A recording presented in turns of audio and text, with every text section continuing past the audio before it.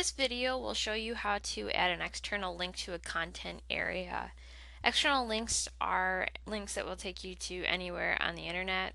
You could be linking to websites, journals, supplemental materials, to the textbook, etc. So there's a wide variety of external links that you can add to your course. To do this, you need to go to the control panel and locate the content areas in the control panel. The content areas are located in the upper left-hand corner of the control panel. Now Blackboard comes pre-populated with an external links button, and you can throw your external links in there. However, if your external links are more relevant to the specific module or unit of content that you are referring to, then it might be better to add those to the weekly modules tab so all the content is kept together. Let's say we want to add an external link to the week 2 folder. To ensure that it's inside the week 2 folder, you have to click on the actual link and go inside the week 2 folder. The way you know you're inside the week 2 folder is by the page title at the top. It says week 2, so that lets you know that you're there.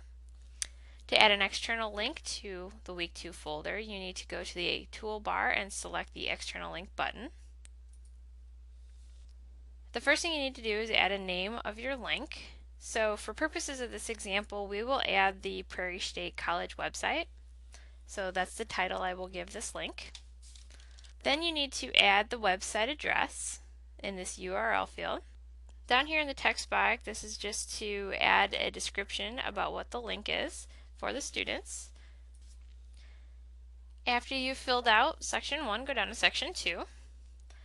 Section 2 is very similar to when you add an item to a content area. You can attach a file that goes along with the website. An example of when you would do this is when you are having students evaluate a website and you want them to fill out a form as part of the evaluation. So you would just attach a local file. And this is very similar to how you would attach a file in an email. You click Browse and search for the file. You can name the file, or if you don't want to give it a name, you don't have to. It'll just use whatever file name is already associated with the file. You have 3 options in the Special Options drop-down. You can select to create a link to the file, which means it'll open up in a new window. You can display the media within the web page, meaning it'll open up inside the Blackboard browser. Or unpackaging the file would mean you're unzipping a file. So if you're not using a zip file, you don't want to use this. Now you go down to section 3 to the options section. The options section is very similar to adding a folder and adding an item to content areas. The only difference is this second one. It asks you whether or not you want to open up the web page within the window or in a new window. So selecting yes would mean it would open up in a completely new window, and no would mean it would open up inside the Blackboard browser. Making the content available just indicates that yes, it's automatically available. Even if you're going to set these date and time restrictions down here, you want to keep this as yes. Track the number of views is just that. You want to see how many times it's been viewed. In the date and time restrictions, what display after means is you want it to display after a certain date. So it's invisible until a certain date and time. And display until means you want it to disappear after a certain amount of time. When you're selecting these dates and times, make sure you select the check boxes. If you don't have any restrictions, you don't need to worry about this area. When you're satisfied with all the selections you've made, go down to the bottom and click Submit. You'll receive a success receipt. It'll just let you know that the website's been added. Go over and click OK.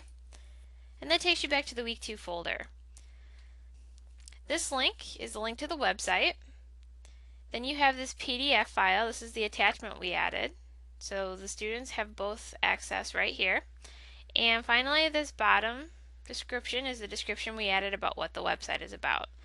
So especially if you're going to be adding a file to go along with the website, you'll want to include some learner instructions so the students know what they need to do. If you want to change any of the items that we just selected, you can go over to the right hand side here and click Modify, and that'll take you back to the area we were just in, and you can make as many changes as you want. So that is how you add an external link to a content area.